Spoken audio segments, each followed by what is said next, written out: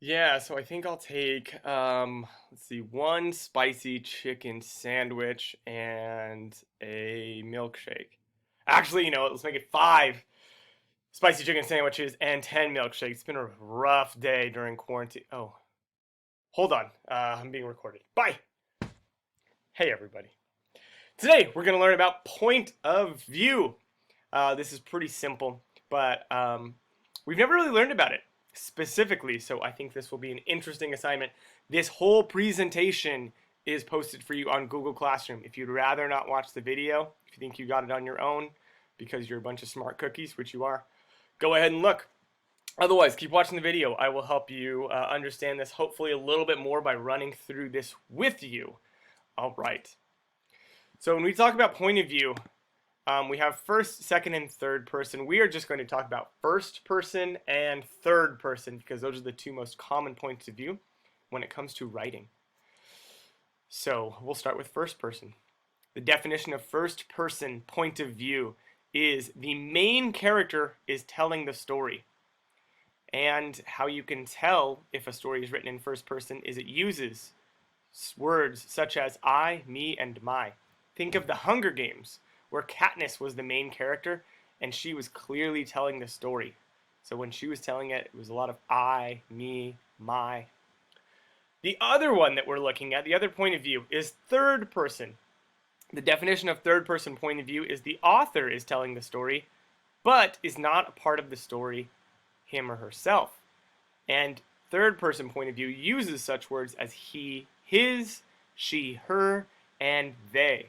So an example of this is The Giver, when it was a third person point of view. So the person telling the story was telling us about Jonas, the giver, Jonas's family, Jonas's friends, but the main character, or the author, I'm sorry, wasn't actually in the story, him or herself. That author is just telling us about the characters in the story. A really helpful way to visualize this is by looking at this picture, shooting games. So we have first person over here. First person, you imagine that you are actually the person behind the gun. If you think of games like Halo or Call of Duty or I think Minecraft, it's actually you with the weapon. You're looking right through the scope of the gun. If you have a pickaxe or something, you can see only your hand and the pickaxe. It's like you are holding that gun or the pickaxe. But a third person video game, like Grand Theft Auto or Gears of War, that you are actually, it's like you're looking at the person you're controlling. So it's like you are the author telling the main character what to do. That's third person. First person, you are the main character. Third person, you are the author and you can see what the main character is doing, but at all times you're thinking, well, he is doing this or she is doing this. So I think that's helpful. Let's go look at a few examples of first person. So here we have example number one comes from the Hunger Games and the word clues, because you always want to be looking at the language. What words are being used? That's going to give us clues as to whether or not the story or the poem or the book is written in first or third person. So the word clues here is I and my. Quote, I can feel Peeta press his forehead into my temple, and he asks, so now that you've got me, what are you going to do with me? I turn to him. Put you somewhere you can't get hurt. Ooh, sounds romantic. Sounds steamy. But a lot of I and a lot of my. We know this is first person because Katniss is narrating the story. Oops. And our second one comes from a Calvin and Hobbes comic strip. The word clues we see here are I and I'm. Little Calvin here. I didn't even know he existed a few days ago, and now he's gone forever. It's like I found him for no reason. I had to say goodbye as soon as I said hello. Still, in a sad, awful, terrible way, I'm happy I met him. Sniff. So, little sad comic, but good example. Let's look at third person. Here we have an example from The Giver. So the word clues here is he. Quote, with an odd, shocked feeling, Jonas recognized the gestures and posture and expression. They were familiar. He had seen them before, but he couldn't remember where. And from The Treasure of Lemon Brown, Get a lot of word clues here. We have he and his.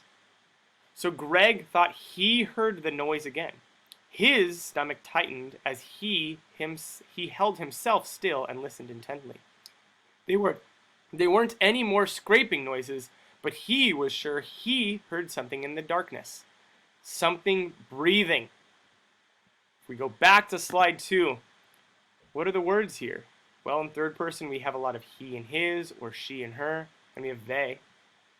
First person, we have I, me, and my. So these two stories, these two quotes, really give us an example. And you don't actually have to read too much of the story most of the time to tell if it's first or third person. You can often tell by the first, second, or third paragraph. You can always tell by the third page. It's great. And last slide, this is what you actually have to do. Here it says, your turn, first or third person. So the directions are read the following text. Growing Up, if you click this link, it will take you to the actual text. Read that by Gary Soto and state whether the story is told using first or third person. How do you know? And use concrete details in your response. So one more time, you have the example down here. This is what you'll actually be typing in. Is the story told in first or third person? How do you know? I think a good sentence frame, which you can use, you don't have to, but if you're struggling to start your writing, feel free to use this. I think Growing Up by Gary Soto is written in blank point of view, where it says this first blank, you'd either write first person or third person point of view. Then next sentence, one example of either first or third, whichever you think it is, point of view is, and then you'd give me a quote from the text. And your last sentence, another example of first person point of view, third person point of view is, and you fill in that example as well. You write your response here, so I'm looking for at least 3 sentences because I do need to see textual evidence or concrete details in your response. Anyways, I know this video is 7 minutes long. Hopefully this helps. If you need anything else, please feel free to ask me via email. I will be here for you. All right, good luck.